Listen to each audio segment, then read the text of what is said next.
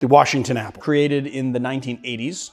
Nobody quite knows exactly who created it, but here is the story. Apparently, at some point in history, we don't know when, a bug, we don't know what kind of bug, decimated the apple orchards of Washington. Christopher Guy Coogan, who was an entrepreneurial kind of lad, which sounds like a fake name, took the apples that were unusable and distilled them into an apple brandy, and then combined that with cranberry juice, and the Washington apple was born. I decided to make this cocktail because it is one of the most popular cocktails in the nightclub that I worked in. Everybody wanted this drink. The original one is literally just apple pucker combined with Canadian rye whiskey and cranberry juice. First things first, this is Granny Smith apple juice. It has oxidized.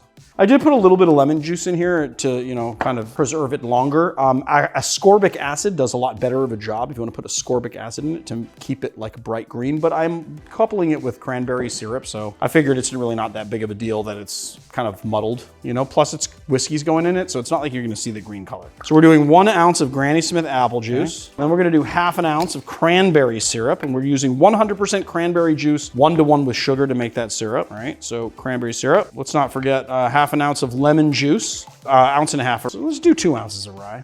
No, let me go get an apple. We'll do a little apple slice for a garnish. Or should I do an apple slice sprinkled in sugar or something? Let's go get an apple.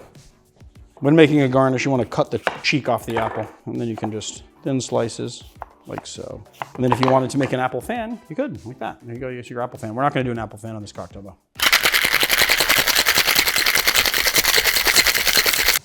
Not a bad color. It's actually about right. The Washington apple would look like. Tastes about right.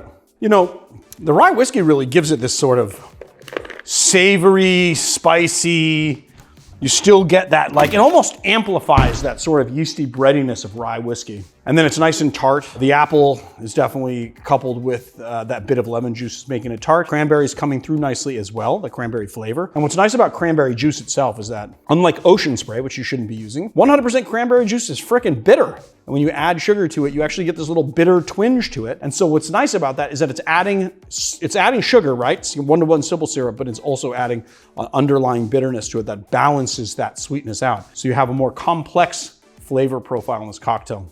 So we just give it an apple slice, and there it is.